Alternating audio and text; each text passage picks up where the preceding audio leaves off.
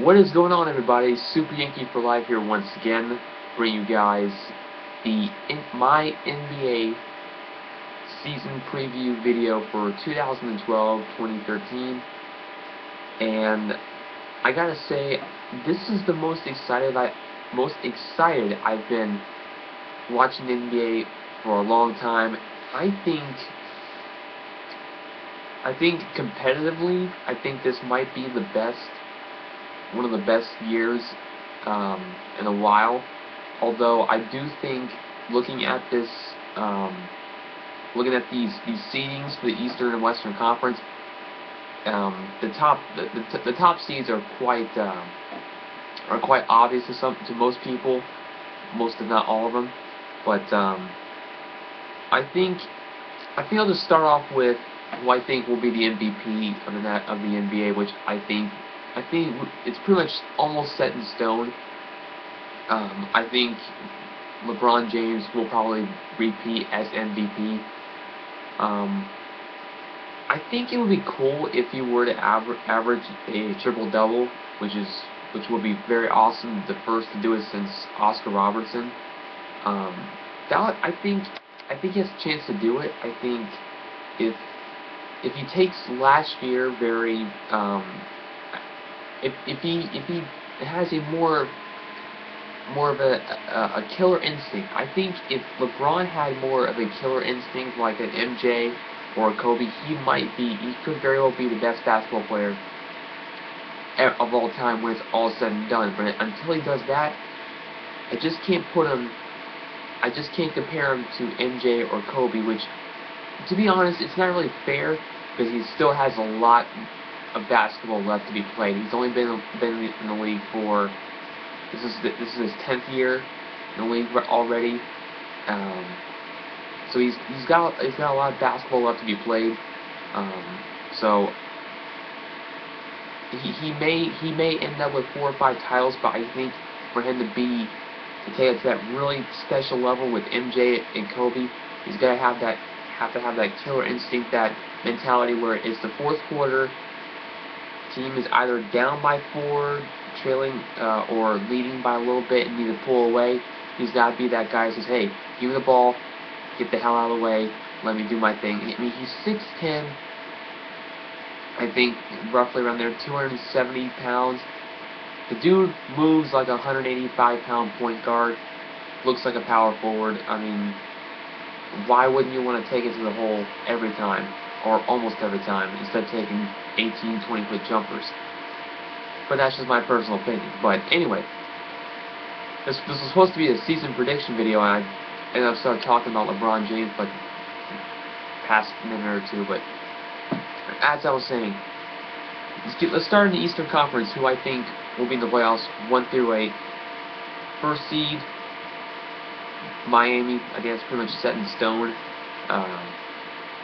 Number 2, this might be a surprise to some people, the Philadelphia 76ers. Now, they lose Andre Iguodala to Denver, but I just like what I see out of the Philadelphia 76ers the last 2 years. I mean, I think Doug Collins has done a phenomenal job coaching this team, making this team a contender in the Eastern Conference. I really like what I see from the Philadelphia 76ers. The 3 seed, right here, the Chicago Bulls.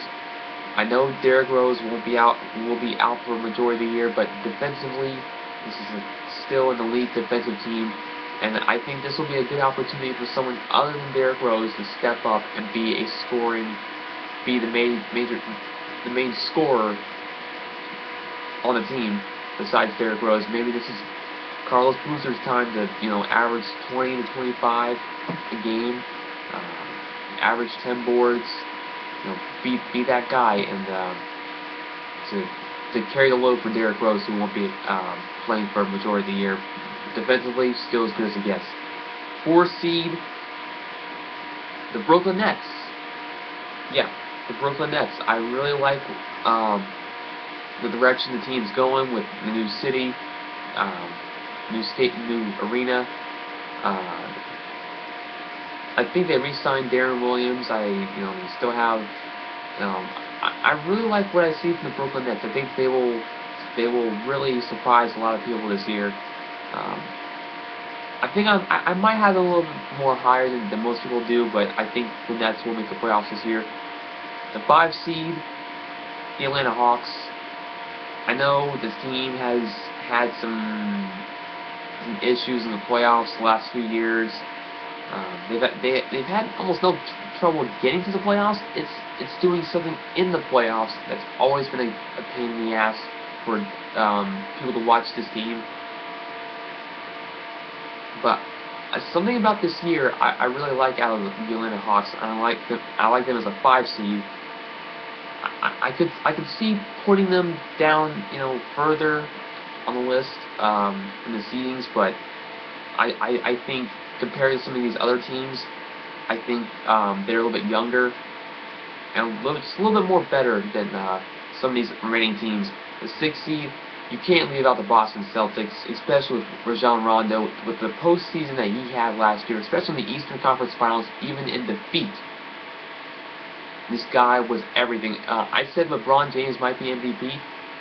Rondo can make a very strong case for MVP this year if he continues to build on what he did last year in the Eastern Conference Finals.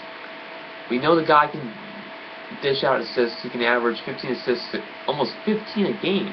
I mean, almost not 15 a game, but I mean he can average double-digit assists every game. And if he can continue that jump shot, oh my goodness, this guy can be the best point guard in the league. No offense to Derrick Rose or anybody like that, but Rajon Rondo, he was something special in the postseason last year. The 7th seed, I can't leave out the Knicks. Simple fact is that I think offensively, I think they're just too good to not be in the postseason. The biggest issue is their defense. Always has been the last few years, and I really would like for them to improve defensively because I really would like the Knicks to be relevant in the NBA. The 8th seed, I kind of left this up to my own imagination. The Washington Wizards. Don't know why, but I think this will be the year John Wall will carry the team to the postseason. So I think he's a lot better than I originally thought he was going to be. I think it was him and Evan Turner who came out the same year, 1 and 2, and I thought Turner was a better prospect than John Wall. Obviously, I think both teams, both the 76ers who took Evan Turner 2nd overall, are doing just fine with him, and John Wall is doing just fine with Washington. Anyway, on to the West. 1 seed, I think this is pretty much a no contest. People are calling them the best starting 5 in the NBA already, which it's hard to argue. The Los Angeles Lakers. The 2nd seed, Oklahoma City Thunder, reigning Western Conference champs. 3rd seed, the Houston Rockets. Now, I think they'll win the Southwest Division this year, and I really would like, the James Harden deal that was just made a few days ago, that has a lot to do with it. Plus, I think acquiring Jeremy Lin was a big factor why I picked the Rockets, because he's not the best point guard in the league. He's not the best point guard in the league, but I think he will do enough playmaking to help the Rockets be better. Turnovers are still an issue, and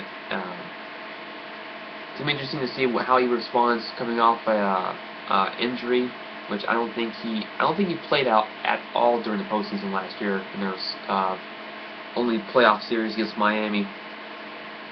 Denver Nuggets as a 4 seed. I really like the Denver Nuggets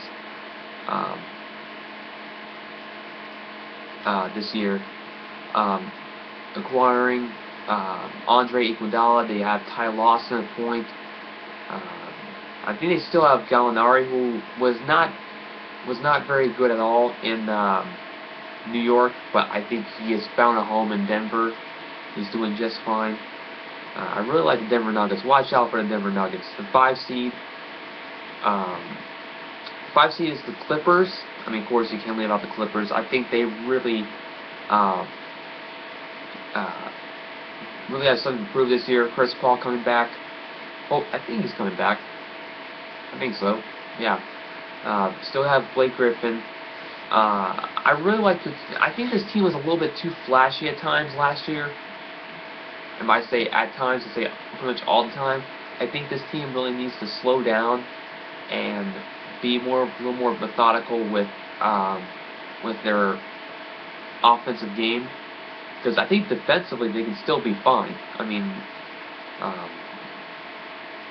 can't really complain too much about their defense. The 6th seed, can't leave out the crafty Spurs. Cannot leave out the crafty, some may say old, veteran team in the San Antonio Spurs, who just find the ways to just be right there in the thick of things in the Western Conference. Even though they're a 6th seed, in my opinion, they will still be a major pain in the tuchus. I can't believe I just said that. Anyway, 7th seed, the Dallas Mavericks. I can't leave them out because of Dirk Nowitzki, one of the best players in the game.